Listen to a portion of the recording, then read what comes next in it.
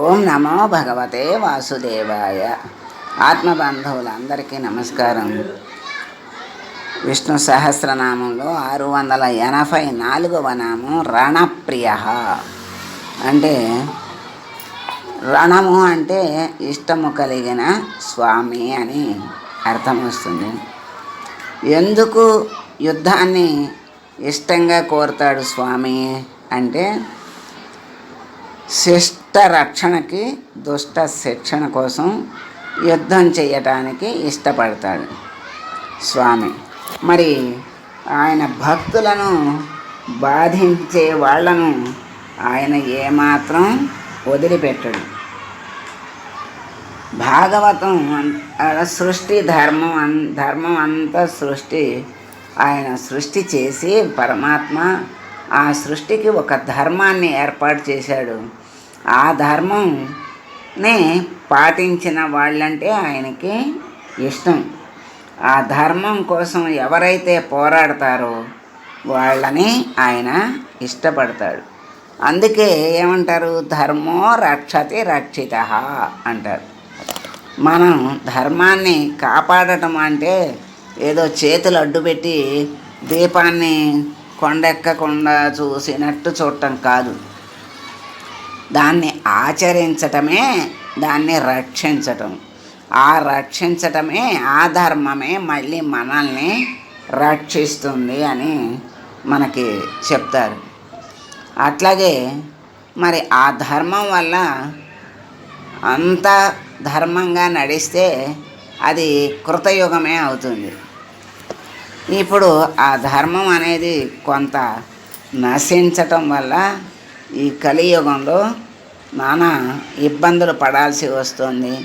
ధర్మాన్ని ఆచరించే వాళ్ళను కూడా ఇబ్బంది పెడుతున్నారు అధర్మవర్తనులు.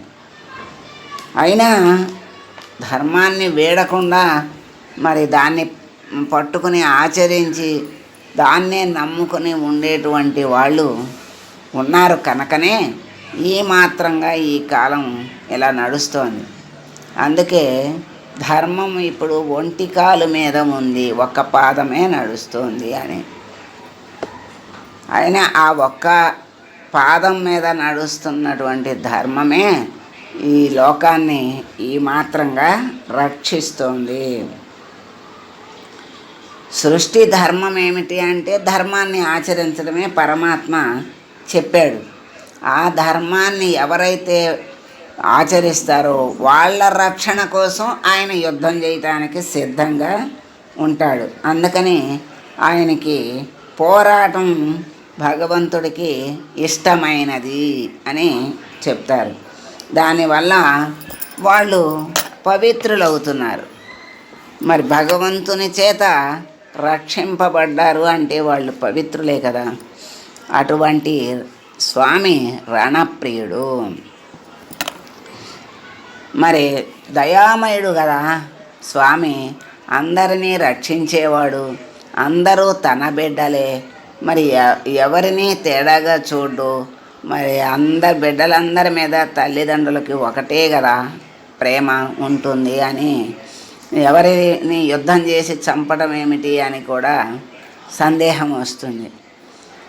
మరి మన బిడ్డలే అయినా సవ్యంగా చక్కగా మరి చెప్పిన మాట విని చక్కగా చదువుకునేవాడు ఒకడు, వినక చెడిపోయేవాడు ఒకడు ఉంటే వాణ్ణి మనసులో ఎక్కడ పాడైపోతాడో, దేనికి పనికి రాకుండా అయిపోతాడో, అందరిలోనూ చులకనైపోతాడో అని బాధతో తల్లిదండ్రులు ప్రేమని లోపల ఉంచుకుని కోపాన్ని పైకి నటించి వాళ్ళని శిక్షిస్తూ అంటే దండిస్తూ మరి కేకలేస్తారు, నిదానంగా చెప్తారు.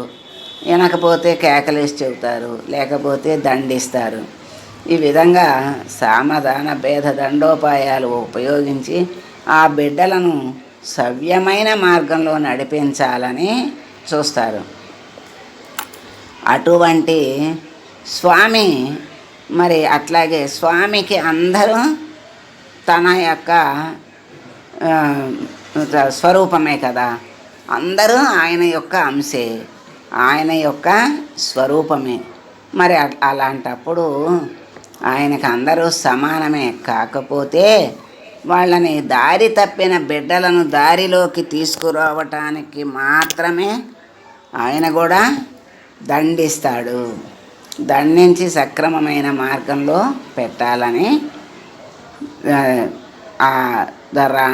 రణానికి ఇష్టపడతాడు. అంటే మరి దండించకపోతే వాళ్ళు వినరు కదా, అందుకని దండిస్తాడనమాట. అటువంటి స్వామి రణప్రియ. అందుకే స్వామి ఏం చెప్తారంటే, నన్ను ఎవరైనా ఏమన్నా దూషించినా, దేవుడు లేడు అన్నా, లేకపోతే అట్లాంటి వాడు ఇట్లాంటి వాడు అన్నా, ఏమన్నా నేను ఏం పట్టించుకోను, నాకేం బాధ లేదు. నా భక్తుల జోలికి వస్తే మాత్రం నేను సహించను అని పరమాత్మ నిస్సందేహంగా చెప్తాడు. అట్లాగే వాళ్ళని కాపాడటానికి సిద్ధంగా ఉంటాడు. మరి అంత దయామయుడికి అన్ని ఆయుధాలు ఎందుకు అంటే, ఎప్పుడు ఏ ఆయుధాన్ని ఉపయోగించాలో అప్పుడు ఆ ఆయుధాన్ని ఉపయోగిస్తాడు పరమాత్మ. అందుకే ఆయుధాలు, పంచాయుధాలు ఆయన దగ్గర ఉంటాయి. శంఖము పూరించడానికి శంఖము, చక్రము దాన్ని సుదర్శనము అంటారు. అంటే అది మంచి దర్శనాన్ని ఇస్తుంది. మరి ఈ సుదర్శనం అంటే మంచి దర్శనము. ఆ దుష్టులను సంహరించి మంచిని మరి అందరికీ కనిపించేటట్లుగా చేస్తుంది. ఆ సుదర్శనము ద్వారా లోపల ఉన్నటువంటి మనకి ఇంకొంచెం లోతుగా వెళ్తే మన యొక్క లోపల పరమాత్మ యొక్క ఛాస, జ్ఞానము, మరి మనకి ఆ దర్శనము, అదే సుదర్శనం. అటువంటి సుదర్శనం మనలో ఉంటే మనలో ఉన్నటువంటి అంతకు ముందు ఉన్నటువంటి స్వార్థము, అహంకారము అనేటువంటి చెడు లక్షణాలన్నీ పారిపోతాయి. ఎందుకంటే ఎప్పుడైతే భగవంతుని స్మరణలో, భగవంతుని నీడలో, భగవంతుని రక్షణలో, స్మరణలో ఉంటామో అప్పుడు మనకి చెడు అనేది మన దగ్గరకు రాదు, రానివ్వడు. ఒకవేళ వచ్చినా ఆ పరమాత్ముడు దాని నుండి తప్పించి రక్షిస్తాడు.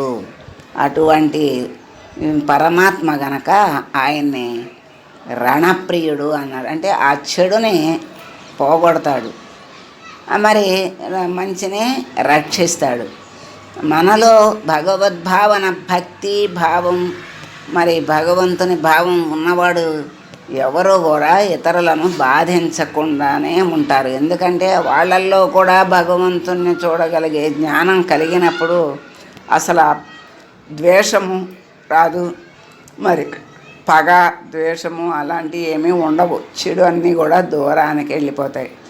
అటువంటి సుదర్శన చక్రం ఆయన దగ్గర బాహ్యంగా ఉంది. ఆ బాహ్యంగా ఉన్న చక్రం మరి బాహ్యంగా ఉన్నటువంటి రాక్షసుని సంహరిస్తుంది. మనలో ఆ సుదర్శనం అనే చక్రం, మన లోపల ఉండేటువంటి భగవంతుని దర్శించేటువంటి సుదర్శనం మనలో ఉన్నటువంటి చెడుని సంహరిస్తుంది. అట్లాంటి చక్రాన్ని ఆయన ధరించి ఉన్నాడు. గద, ఖడ్గం, ధనస్సు అనేటువంటి పంచాయుధాలను ధరించి స్వామి సమరప్రియుడుగా కనిపిస్తాడు. అందుకనే అన్నిటికీ ఒకటే పనికిరాదు. శాంతి శాంతి అంటే ఆ శాంతి మరి అన్ని విషయాల్లో పనికిరాదు. అందుకని భగవంతుడే మరి ఉద్యుక్తుణ్ణి చేసి కృష్ణ పరమాత్మ దగ్గర ఉండి, నేను యుద్ధం చెయ్యను, నాకు రాజ్యం లేకపోయినా పర్వాలేదు, వాళ్ళందరూ నా వాళ్ళే, వాళ్ళందరినీ గురువులు ఉన్నారు, పెద్దలు ఉన్నారు, తాతలు ఉన్నారు, వీళ్ళందరినీ సంహరించి నేను అనుభవించేది ఏమిటి, నాకు వద్దు అంటే, నీ ధర్మం నువ్వు నిర్వర్తించు. క్షత్రియ ధర్మం ఏమిటి అంటే, వచ్చినాక యుద్ధ రంగానికి వచ్చాక యుద్ధం చేయటమే ధర్మం. వెనక్కి వెళితే నువ్వు చనిపోయిన వాడితో సమానం, నీకు విలువ ఉండదు. నీకేమన్నా ఏమంటారు, శౌర్యం లేదు, ఆ యుద్ధ నైపుణ్యం లేదు, గెలవలేక పారిపోయాడు అంటారు. అటువంటి పేరు పొందే కంటే చావు నయం. అట్లాంటి పేరు నీకు రావాల్సిన అవసరం లేదు. నువ్వు నైపుణ్యం కలిగిన వాడివి, యుద్ధభీతి లేనటువంటి వాడివి. మరి ముందుకెళ్ళు. అవన్నీ అప్పుడు ఎంత చెప్పినా వినకపోతే విశ్వరూపాన్ని చూపించి ఆయనలో జరిగే ఆ యుద్ధాన్ని, వాళ్ళందరూ మరణించటము అన్నీ చూపించేస్తాడు.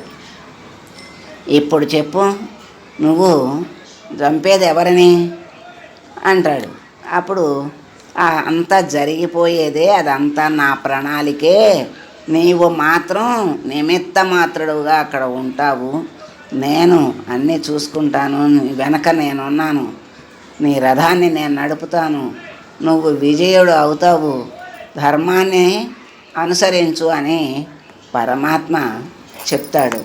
అటువంటి ధర్మాన్ని అనుసరింపచేస్తాడు తన ప్రియమైన తన భక్తులతో. మరి ఒకవేళ ఇప్పుడు మోహంలో ధర్మాన్ని తప్పుదామని చూసినా అర్జునుడిని ధర్మం తప్పనివ్వలేదు. అలా పరమాత్మ చాలా విషయాల్లో మంచివాళ్ళు చెడు చెయ్యబోయినా అడ్డు తగులుతాడు, చెయ్యనివ్వడు. లేకపోతే మళ్ళీ దారిలోకి చక్కగా ఆయనే తీసుకొస్తాడు. అటువంటి స్వామి రణప్రియుడు అన్నారు. ధర్మ విరోధులతో లోక కళ్యాణం కోసం లోక కంటకులతో పోరాడటం అంటే పరమాత్మకి చాలా ఇష్టం. అందుకని ఆ స్వామిని రణప్రియ అన్నారు. శిష్ట రక్షణ, దుష్ట శిక్షణ కోసం యుద్ధం చేయడానికి ఇష్టపడే స్వామిని రణప్రియుడు అన్నారు శంకరాచార్యుల వారు. శంఖ చక్ర గద ఖడ్గ ధనుస్సులనే పంచాయుధాలను ధరించి స్వామి సమరప్రియుడుగా కనిపిస్తాడు. ధర్మ విరోధులతో లోక కంటకులతో పోరాటం అంటే స్వామికి చాలా ఇష్టం. పరాశర భట్టరు కూడా ఈ భావాన్నే అనుసరించారు.